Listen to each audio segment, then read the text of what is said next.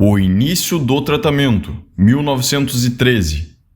Quem desejar aprender nos livros o nobre jogo do xadrez, logo descobrirá que somente as aberturas e os finais permitem uma descrição sistemática exaustiva, enquanto a infinita variedade de movimentos após a abertura desafia uma tal descrição. Apenas o estudo diligente de partidas dos mestres pode preencher a lacuna na instrução.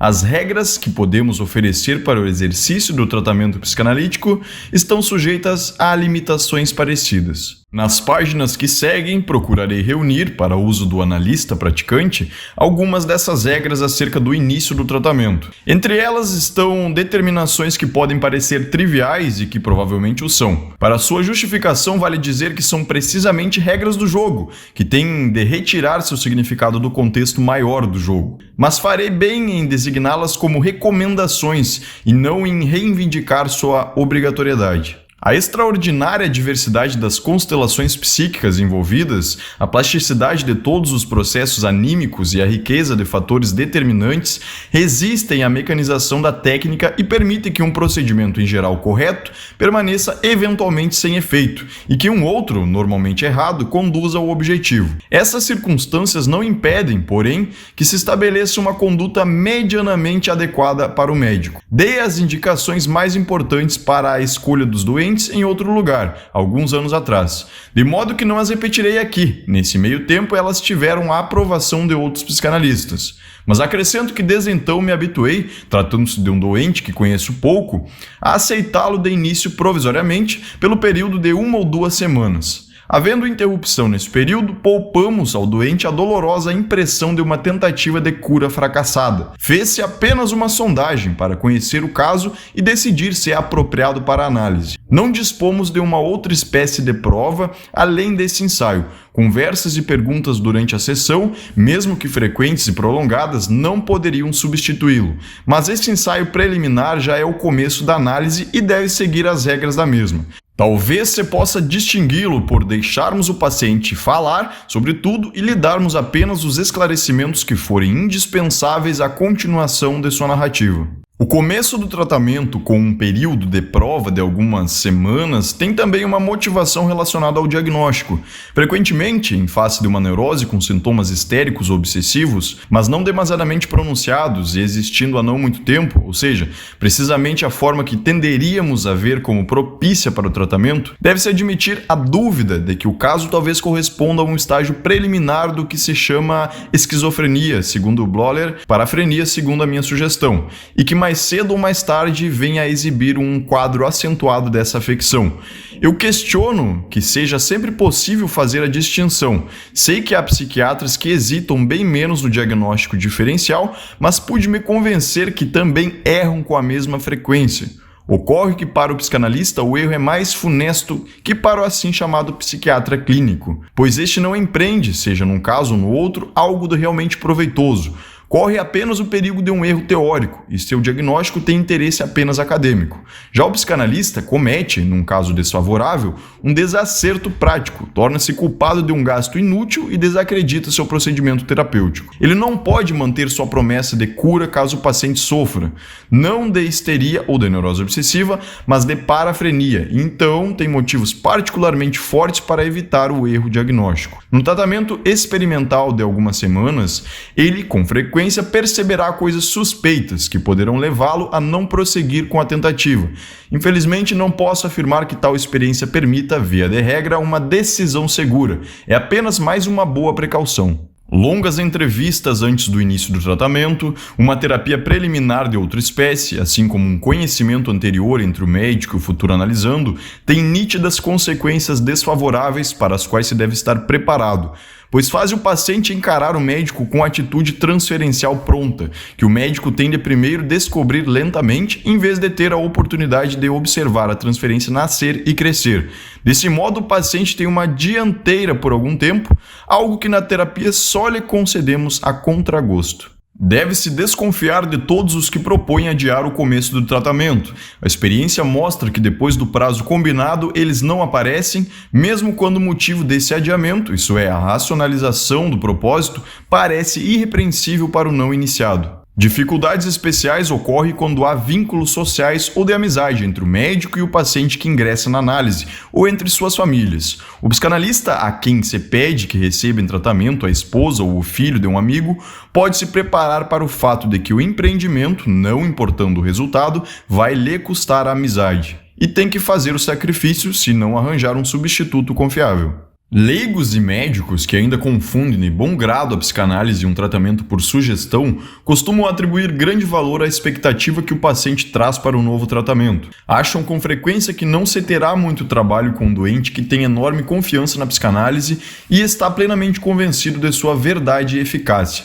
Com um outro será mais difícil, pois ele se mostra cético e em nada acredita, até ver o resultado em sua própria pessoa. Mas na realidade essa atitude dos doentes tem importância mínima. Sua temporária confiança ou desconfiança pouco significa ante as resistências internas que servem de âncora para a neurose. Claro que a disposição confiante do paciente torna agradável o trato inicial com ele. Nós lhe agradecemos por isso, mas o advertimos que sua prevenção favorável será destruída pela primeira dificuldade que surgir no tratamento. E ao cético, diremos que a análise não requer confiança, que ele pode ser crítico e desconfiado como quiser, que não levaremos sua atitude à conta do seu julgamento, pois ele não se acha em condição de formar um juízo confiável nessas questões. Sua desconfiança é justamente um sintoma ao lado de seus outros sintomas e não interferirá se ele apenas seguir conscientemente o que a regra do tratamento dele exigir. Quem estiver familiarizado com a natureza da neurose não se espantará de ouvir que mesmo alguém habilitado a praticar a psicanálise em outros pode se comportar como qualquer mortal e será capaz de produzir as mais fortes resistências, tão logo se torne ele mesmo objeto da análise. Então, mais uma vez percebemos a dimensão psíquica profunda e nada vemos de surpreendente no fato de a neurose se enraizar em camadas psíquicas em que a formação analítica não penetrou. Pontos importantes no começo da terapia analítica são as estipulações a respeito de tempo e dinheiro. No tocante ao tempo, sigo estritamente o princípio de contratar uma hora definida. Cada paciente recebe uma determinada hora de meu dia de trabalho. Ela é sua, ele é responsável por ela, mesmo quando não a utiliza. Essa determinação, que em nossa sociedade é vista como natural para um professor de língua ou de música, pode parecer muito rígida ou indigna da profissão, no caso do médico. As pessoas tenderão a lembrar os numerosos acasos que podem impedir o paciente de a cada vez chegar ao médico na mesma hora e pedirão que sejam levadas em conta as muitas doenças intercorrentes que podem sobrevir no curso de um longo tratamento analítico. A minha resposta é: não há outra maneira. Com uma prática mais tolerante, as desistências eventuais se multiplicam de tal forma que o médico vê ameaçada sua existência material. Na observância rigorosa dessa determinação, porém, verifique-se que impedimentos ocasionais não ocorrem absolutamente e enfermidades intercorrentes são raras. Dificilmente nos vemos na situação de gozar um ócio de que nos envergonharíamos. Podemos continuar o trabalho sem interrupções, evitando a experiência penosa e desconcertante de sempre ver surgir uma pausa de que não temos culpa, quando o trabalho prometia se tornar particularmente importante e rico em conteúdo. Somente após exercer por alguns anos a psicanálise em severa obediência ao princípio da hora contratada é que nos persuadimos realmente da importância do fator psicogênico na vida cotidiana das pessoas, da frequência das doenças escolares e da insignificância do acaso. Havendo indubitáveis afecções orgânicas, que certamente não podem ser excluídas pelo interesse psíquico do paciente em comparecer, eu interrompo o tratamento, considero-me autorizado a dar outro emprego à hora liberada e aceito novamente o paciente, tão logo ele se restabeleça e eu tenho uma outra hora livre. Trabalho com os pacientes diariamente, com exceção dos domingos e dias feriados, ou seja, normalmente 6 vezes na semana. Para casos leves ou continuação de tratamentos avançados, bastam 3 horas por semana. Fora isso, limitações de tempo não são vantajosas nem para o médico nem para o paciente. E no começo devem ser inteiramente rejeitadas. Até mesmo interrupções breves perturbam um pouco o trabalho. Costumávamos falar, brincando, de uma crosta da segunda-feira, ao começar de novo após o descanso de domingo. No trabalho pouco frequente há o perigo de não acompanharmos o ritmo das vivências reais do paciente, de a terapia perder o contato com o presente e enveredar por caminhos secundários. Ocasionalmente encontramos doentes aos quais é preciso dedicar mais tempo que a média de 1 hora, pois gastam a maior parte dessa hora para degelar e se tornar comunicativos. Uma pergunta incômoda para o médico, que o doente lhe dirige logo no começo é: Quanto tempo vai durar o tratamento? Quanto tempo o senhor precisa para me livrar do meu sofrimento? Tendo proposto uma experiência de algumas semanas, escapamos de uma resposta direta a essa pergunta, ao prometer que depois do período experimental poderemos dar uma notícia mais segura. Respondemos quase como Esopo na fábula, quando o andarilho pergunta pela extensão do caminho e ouve a exortação: anda, que é explicada com a justificativa de que é preciso antes conhecer o passo do andarilho para poder calcular a duração de sua viagem. Esse expediente nos ajuda nas primeiras dificuldades, mas a comparação não é boa, pois o neurótico pode mudar seu andamento com facilidade e fazer progressos muito lentos às vezes. A pergunta sobre a duração do tratamento é quase impossível de responder, na verdade. A falta de percepção dos doentes e a insinceridade dos médicos se juntam para que as mais desmedidas exigências sejam feitas à análise, concedendo-lhe para isso um mínimo de tempo. Ofereço como exemplo os seguintes dados da carta de uma senhora da Rússia que há poucos dias recebi. Ela tem 53 anos de idade, vem sofrendo há 23 anos, há 10 é incapaz de qualquer trabalho constante. Tratamentos em várias clínicas de nervos não conseguiram habilitá-la para uma vida ativa. Ela espera ser completamente curada pela psicanálise, sobre a qual leu alguma coisa. Mas seu tratamento já custou tanto à sua família que ela não poderia permanecer mais que 6 ou 8 semanas em Viena. Outra dificuldade está em que ela deseja, desde o início, manifestar-se apenas por escrito, pois tocar em seus complexos provocaria nela uma explosão ou a deixaria temporariamente muda. Ninguém espera que se possa erguer uma pesada mesa com 2 dedos, como um leve banquinho, ou construir uma casa grande no mesmo intervalo de tempo que uma palhoça. Mas quando se trata de neuroses, que não parecem estar incluídas no conjunto do pensar humano, mesmo pessoas inteligentes esquecem que existe proporcionalidade entre tempo, trabalho e êxito. O que é, aliás, uma compreensível decorrência da ignorância profunda acerca da etiologia das neuroses. Devido a essa ignorância, a neurose lhes parece uma garota vinda de longe. Não se sabe de onde veio, por isso esperam que um belo dia desapareça. Os médicos apoiam essa fácil confiança, mesmo os informados entre eles deixam de estimar corretamente a severidade dos distúrbios neuróticos. Um colega e amigo que tenho em alta conta por ter se voltado para a psicanálise após várias décadas de trabalho científico baseado em outras premissas, escreveu-me certa vez: o que necessitamos é um tratamento ambulatorial curto e cômodo para as neuroses obsessivas. Não pude lhe oferecer isso. Envergonhei-me e procurei me desculpar com a observação de que provavelmente os especialistas em medicina interna ficariam também satisfeitos com uma terapia da tuberculose ou do câncer que reunisse essas vantagens. Para dizê-lo de modo mais direto, a psicanálise requer longos períodos de tempo, semestres ou anos inteiros mais longos do que espera o paciente. Por isso temos a obrigação de revelar esse fato ao doente antes que ele se decida finalmente pelo tratamento. Considero mais digno e também mais adequado se já de antemão o prevenimos, sem pretender assustá-lo acerca dos sacrifícios e das dificuldades da terapia analítica, privando-o assim de qualquer direito de afirmar depois que foi atraído para um tratamento cuja extensão e significado ele não conhecia. Quem se deixa intimidar por essas informações se revelaria depois inapto, sem dúvida. É bom proceder a uma triagem desse tipo antes do início do tratamento. Com o maior esclarecimento dos enfermos, cresce também o número dos que passam nessa primeira prova. Eu me recuso a fazer os pacientes se comprometerem por um certo período com o tratamento.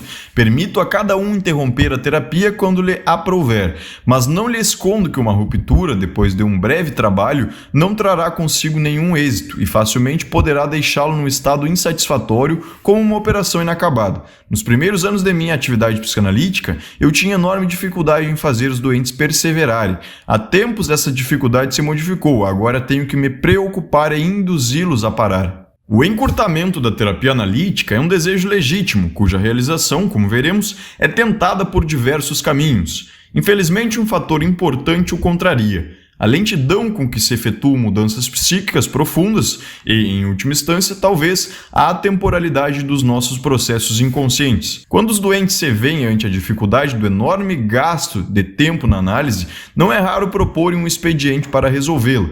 Dividem seus males entre aqueles que consideram intoleráveis e os que descrevem como secundários, dizendo: se o senhor puder me livrar deste, por exemplo, dores de cabeça, uma determinada angústia, com o outro eu mesmo me arranjo na vida. Nisso, porém, eles superestimam o poder seletivo da análise. Certamente, o médico analítico pode fazer muito, mas não é capaz de determinar exatamente o que fará ocorrer. Ele inicia um processo, a dissolução das repressões existentes, pode vigiá-lo, promovê-lo, tirar obstáculos do caminho e, sem dúvida, estragá-lo em boa parte também. Mas no conjunto, esse processo iniciado segue seu próprio caminho e não permite que se prescreva nem sua direção, nem a sequência dos pontos que ataca. O poder do analista sobre as manifestações da doença pode ser comparado à potência masculina. O homem mais vigoroso é capaz de gerar toda uma criança, mas não de fazer crescer no organismo feminino uma cabeça, um braço, uma perna. Não pode sequer determinar o sexo da criança, pois apenas inicia também um processo altamente complicado, determinado por acontecimentos antigos,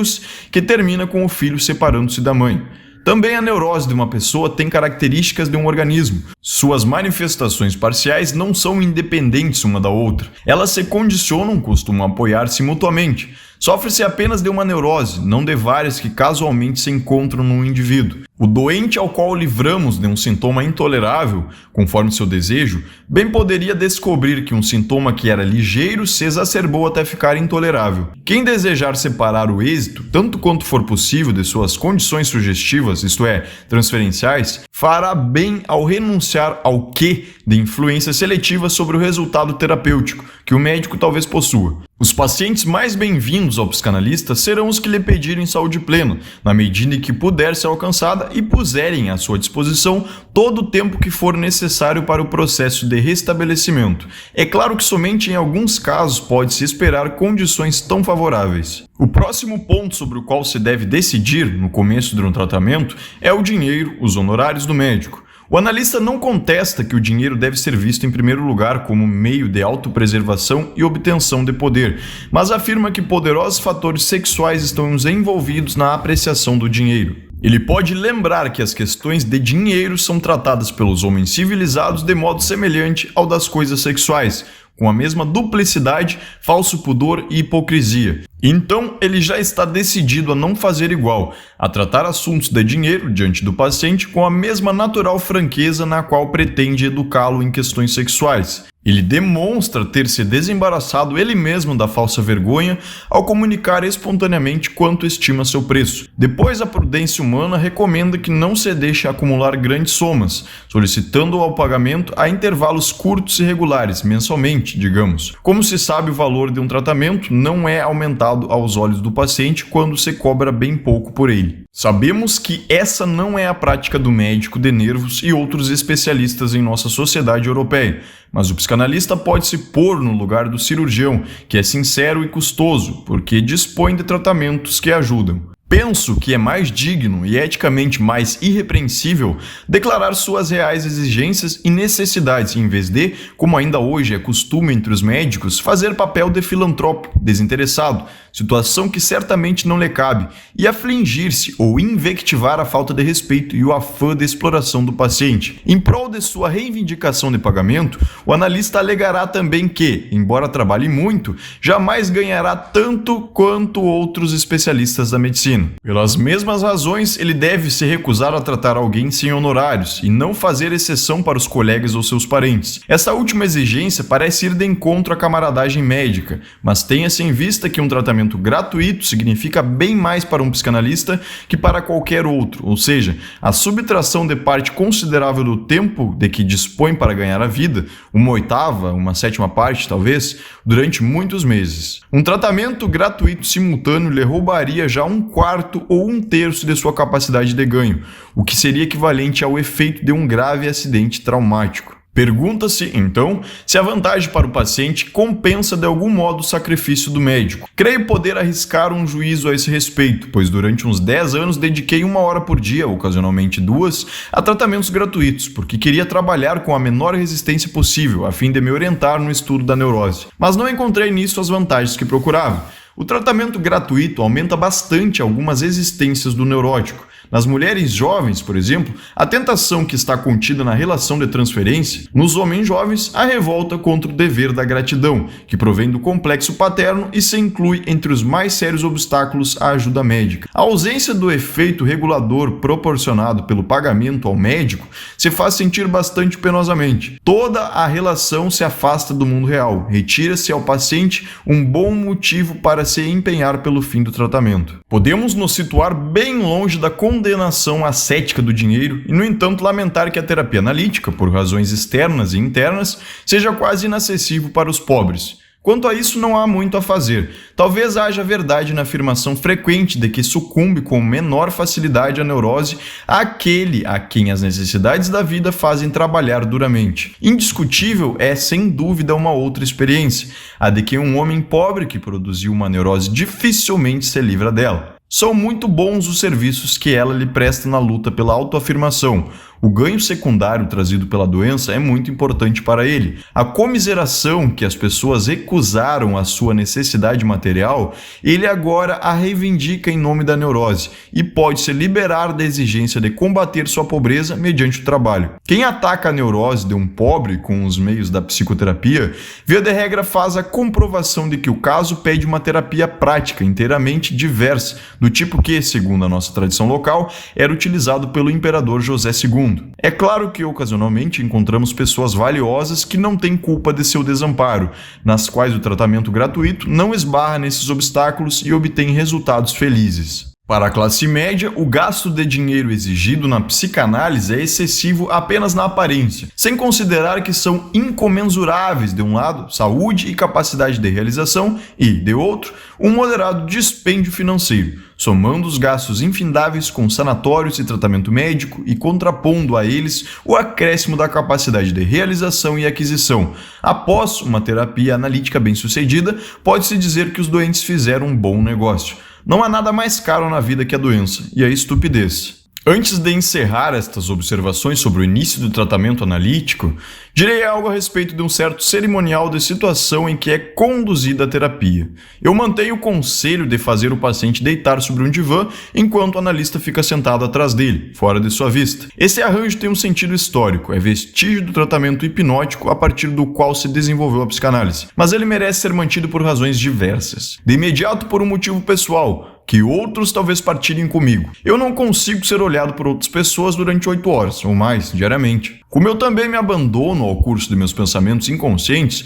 não quero que as expressões de meu rosto forneçam material para interpretações do paciente ou influencie o que ele tem a comunicar.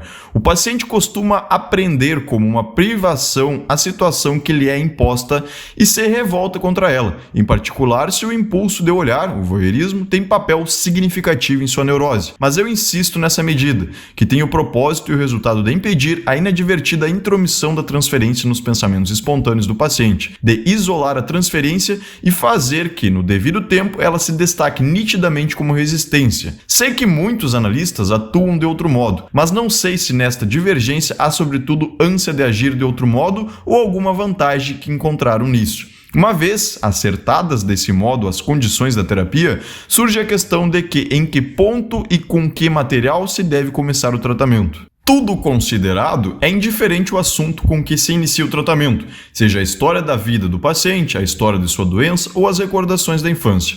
Mas de toda maneira deve-se permitir que o paciente fale, deixando a sua escolha o ponto de partida. Então lhe dizemos: antes que eu possa lhe dizer algo, preciso saber muito sobre você. Por favor, me conte o que sabe de você. A única exceção diz respeito à regra fundamental da técnica psicanalítica, que o paciente deve observar. Já no início, ele é informado acerca dela. Ainda uma coisa, antes de você começar, há um ponto em que seu relato deve ser diferente de uma conversa normal. Enquanto geralmente se procura, com razão, manter um fio condutor naquilo que se expõe, incluindo as associações e pensamentos secundários que perturbam a exposição, para não ir do centésimo ao milésimo, como se diz, você deve proceder de outro modo. Observará que durante o seu relato lhe ocorrerão pensamentos diversos que você gostaria de rejeitar devido a certas objeções críticas.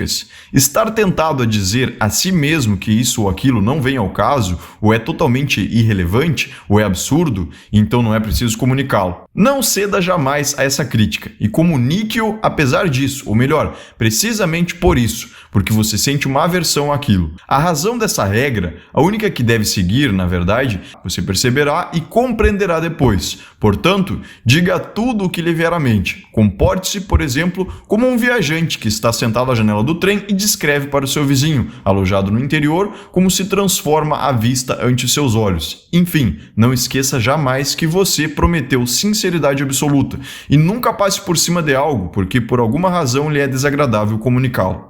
Pacientes que calculam ter adoecido num determinado momento costumam abordar o que ocasionou a doença. Outros, que não desconhecem os laços entre sua neurose e sua infância, frequentemente começam pela exposição de toda a sua história de vida. Não se deve esperar um relato sistemático de maneira alguma, nem fazer nada para provocá-lo. Cada pedacinho da história terá de ser contado novamente depois, e somente com essas repetições aparecerão os complementos que fornecem os laços relevantes desconhecidos do paciente. Existem pacientes que desde as primeiras sessões preparam cuidadosamente o que vão relatar, supostamente para assegurar a melhor utilização do tempo de tratamento. O que assim se disfarça de zelo é resistência. Deve-se desaconselhar essa preparação que é realizada apenas para proteger-se da emergência de pensamentos indesejados. Por mais que o doente creia sinceramente na sua louvável intenção, a resistência participará, desse modo, de preparação intencional, obtendo que o material mais precioso escape à comunicação.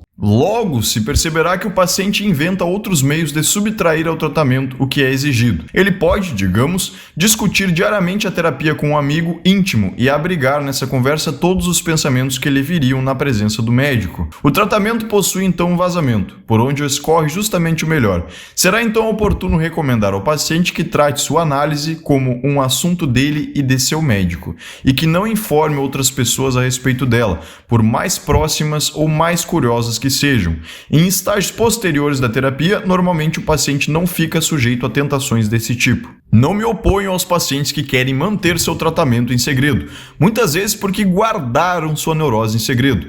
Naturalmente é secundária a consideração de que, devido a essa reserva, os contemporâneos ignoram alguns dos mais belos casos de cura.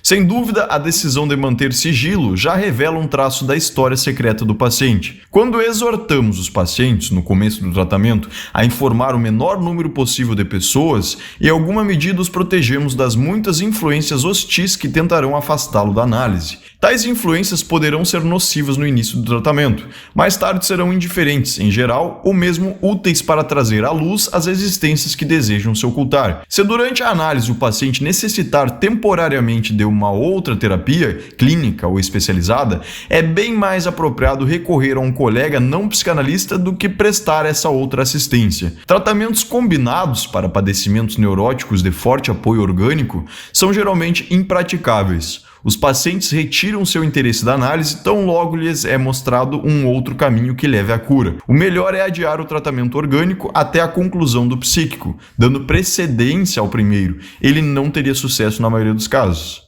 Voltemos à questão do início do tratamento. Volta e meia surgem pacientes que começam a terapia assegurando que nada lhes ocorre que pudessem relatar, embora tenham diante de si intocada toda a história de sua vida e de sua doença. Não devemos atender à solicitação de indicar aquilo que devem falar, nem na primeira vez, nem nas outras. É preciso não esquecer aquilo com que estamos lidando. Uma forte resistência passou a primeiro plano para defender a neurose. Temos que aceitar imediatamente o desafio e enfrentá-lo. A afirmação energeticamente repetida de que não existe uma tal ausência de pensamentos espontâneos no início, de que se trata de uma resistência à análise, logo obriga o paciente às confissões esperadas ou põe a descoberto uma parcela inicial de seus complexos. Não é bom sinal se ele tiver de confessar que, ao ouvir a regra fundamental, fez mentalmente a reserva de que, entretanto, não falaria isso ou aquilo. Menos mal se ele precisar apenas comunicar a desconfiança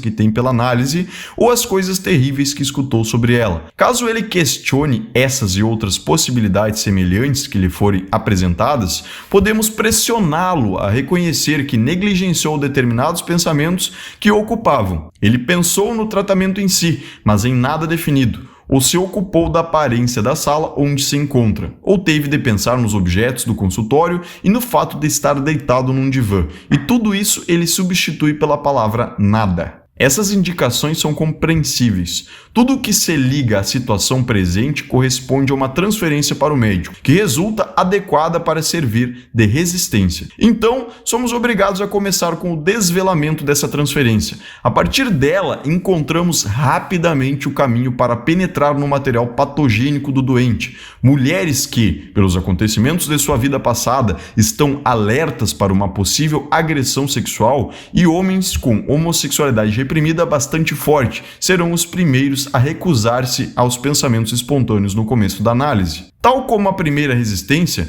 também os primeiros sintomas ou atos ocasionais dos pacientes podem reivindicar um interesse especial e revelar um complexo que governa a sua neurose. Um jovem e espirituoso filósofo, com refinada atitude estética, apressa-se em alinhar o vinco da calça ao deitar-se para a primeira sessão. Verifica-se que ele foi um coprófilo de grande requinte, como se esperaria do futuro esteta. Na mesma situação, uma jovem se precipita em puxar a barra da saia sobre o tornozelo exposto, e com isso revela o principal daquilo que a análise descobrirá: o seu orgulho narcísico pela beleza do corpo e suas tendências exibicionistas. Um grande número de pacientes é contra a determinação de que se deitem enquanto o médico fica atrás deles, sentado e fora de sua vista.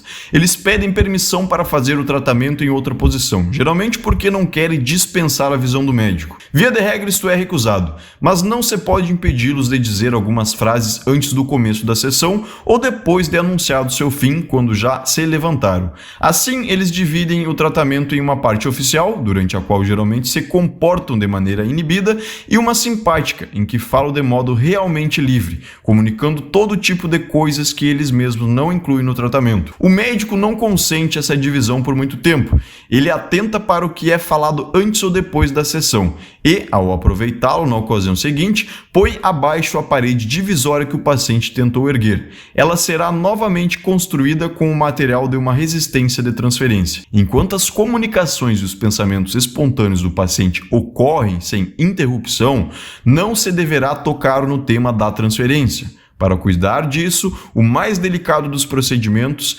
espera-se até que a transferência tenha se transformado em resistência. A próxima questão que nos é colocada é essencial. Ela diz: quando devemos iniciar as comunicações ao analisando? Quando é oportuno lhe revelar o significado oculto de seus pensamentos espontâneos, iniciá-lo nos pressupostos e procedimentos técnicos da psicanálise? A resposta tem de ser: apenas depois que se estabeleceu no paciente uma transferência produtiva, um report apropriado. O primeiro objetivo do tratamento é ligado à terapia e à pessoa do médico. Para isso, não é preciso senão lhe dar tempo. Se testemunhamos um sério interesse por ele, eliminamos as resistências que surgem no início e evitamos determinados erros. O paciente estabelece uma tal ligação por si mesmo e associa o médico a uma das imagos daquelas pessoas de que estava acostumado a receber amor. No entanto, é possível desperdiçar esse primeiro sucesso se adotamos já no início uma outra postura que não a de empatia,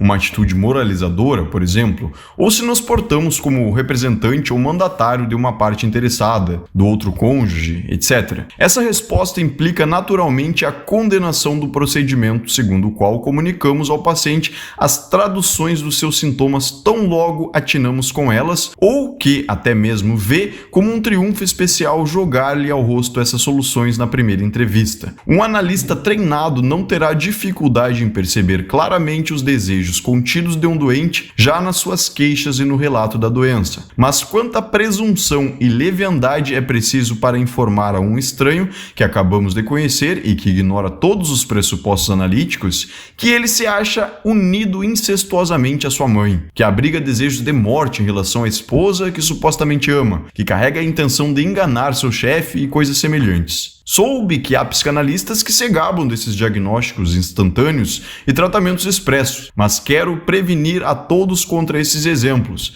Desse modo se obtém descrédito para si mesmo e a psicanálise, despertando igualmente a mais forte oposição, tenha-se ou não acertado. Ou melhor, quanto mais se tiver acertado, mais forte a resistência. Via de regra, a eficácia terapêutica será nenhuma, mas o desencorajamento diante da análise será definitivo. Mesmo em estágios posteriores do tratamento, é necessário ter cautela a fim de não comunicar uma solução de sintoma ou tradução de desejo antes que o paciente esteja bem próximo dela, de modo que baste um pequeno passo para que ele mesmo se apodere da situação. No passado, pude verificar frequentemente que a comunicação prematura de uma solução trazia um final prematuro ao tratamento, devido às resistências que eram subitamente despertadas e também graças ao alívio que a solução proporcionava. Neste ponto será feita a objeção. Nossa tarefa é então prolongar o tratamento em vez de concluí-lo o mais rápido possível? O doente não sofre por insciência e incompreensão? Não há o dever de torná-lo ciente o mais breve possível, tão logo o médico mesmo se torne ciente? A resposta a essa questão exige um pequeno excurso a respeito da significação do saber e do mecanismo da cura na psicanálise. É certo que nos primeiros tempos da técnica psicanalítica, numa postura intelectualista, demos bastante valor ao fato de o doente saber o que tinha esquecido, mal distinguindo entre o nosso saber e o dele. Considerávamos muita sorte obter de uma outra pessoa informações sobre o trauma infantil esquecido, dos pais, de quem cuidava da criança ou do próprio sedutor, por exemplo, como se mostrou possível em alguns casos, e nos apressávamos em levar ao conhecimento do doente a notícia e as provas de sua exatidão, na segura expectativa de dar um rápido fim à neurose e ao tratamento. Era grande o desapontamento quanto o êxito esperado não se apresentava. Como podia acontecer que o doente, que agora sabia de sua vivência traumática, agisse como se não soubesse mais do que antes? Nem mesmo a lembrança do trauma reprimido vinha à tona após a comunicação e descrição dele. Num caso determinado, a mãe de uma garota histérica me revelou a experiência homossexual que tivera grande influência na fixação dos ataques da garota. A própria mãe havia flagrado a cena, mas a doente a esquecera por completo, embora já pertencesse à época da pré-puberdade. Pude então fazer uma experiência instrutiva. Toda vez que repetia o relato da mãe diante da garota, ela reagia com um ataque histérico e depois a informação era novamente esquecida. Não havia dúvida de que a doente manifestava mais forte resistência a um saber que lhe era imposto. Chegou a simular imbecilidade e amnésia total a fim de se proteger do que eu lhe comunicava. Depois disso, foi preciso retirar do fato de saber em si a importância que lhe fora atribuída e colocar a ênfase nas resistências que haviam causado não saber, e que ainda então estavam dispostas a defendê-lo. Diante dessas resistências, o saber consciente era impotente, mesmo quando não era novamente expulso. O estranho comportamento dos doentes, capazes de juntar um saber consciente com o não saber, permanece inexplicável para a chamada psicologia normal. Para a psicanálise, isso não oferece dificuldade devido ao seu reconhecimento do inconsciente, mas o fenômeno descrito constitui um bom suporte para a concepção que aborda os processos psíquicos a partir de uma diferenciação topográfica. Os doentes sabem da vivência reprimida em seu pensamento, mas falta a este a ligação com o lugar onde de algum modo se encontra a lembrança reprimida. Uma modificação pode ocorrer apenas quando o processo de pensar consciente penetra até esse lugar e supera as existências da repressão. É como se o Ministério da Justiça promulgasse um decreto segundo o qual os delitos juvenis deveriam ser julgados com alguma leniência. Enquanto esse decreto não chegar ao conhecimento dos tribunais municipais, ou se os juízes municipais não tiverem a intenção de respeitar esse decreto, preferindo sentenciar de forma independente, não haverá qualquer mudança no tratamento dos delinquentes juvenis. Acrescentemos, para maior exatidão, que a comunicação inconsciente do material reprimido não deixa de produzir efeito no doente. Ela não manifestará o efeito desejado, por fim aos sintomas, mas terá outras consequências. Primeiro, estimulará resistências, mas depois, quando elas forem superadas, um processo de pensamento no curso do qual se realiza finalmente o influxo esperado sobre a lembrança inconsciente. Já é tempo de obtermos uma vista panorâmica do jogo de forças que pusemos em ação com o tratamento. O primeiro móvel da terapia é o sofrimento do paciente e o desejo de cura daí resultante. A magnitude dessa força motriz é diminuída por várias coisas que apenas no decorrer da análise se revelam, sobretudo o ganho secundário da doença, mas a força motriz mesma deve-se conservar até o fim do tratamento. Cada melhora produz uma diminuição dela. Por si só, no entanto, ela é incapaz de eliminar a doença. Para isso lhe faltam duas coisas: não conhece os caminhos que se deve tomar para alcançar esse fim e não apresenta as montantes de energia necessários contra as resistências. Ambas as faltas são remediadas pelo tratamento analítico. Ele fornece as magnitudes de afeto requeridas para a superação das resistências, por meio da mobilização das energias que se acham à disposição da transferência. Mediante comunicações oportunas, mostra-se ao doente os caminhos por onde ele deve guiar essas energias. A transferência pode, frequentemente, eliminar sozinha os sintomas de sofrimento, mas isso apenas de maneira provisória, precisamente enquanto ela dura. Isto seria um tratamento sugestivo e não psicanálise. Ele merece esse nome apenas quando a transferência utiliza a sua intensidade para a superação das resistências. Apenas então se torna impossível a doença, mesmo quando a transferência dissolveu-se novamente, como é o seu destino. No decorrer do tratamento, um outro fator favorável é despertado: o interesse e compreensão intelectual do doente. Mas ele quase não conta em relação às outras formas em luta. Seu valor é continuamente ameaçado devido à perturbação do julgamento que procede das resistências. De forma que restam a transferência e a instrução pela comunicação como as novas fontes de força que o doente deve ao analista. No entanto, ele se serve da instrução apenas na medida em que é levado a isso pela transferência, e por esse motivo a primeira comunicação deve aguardar até que uma forte transferência se tenha estabelecido. E também acrescentemos toda a comunicação posterior até que seja eliminada a perturbação da transferência pelas existências de transferência que aparecem uma após a outra.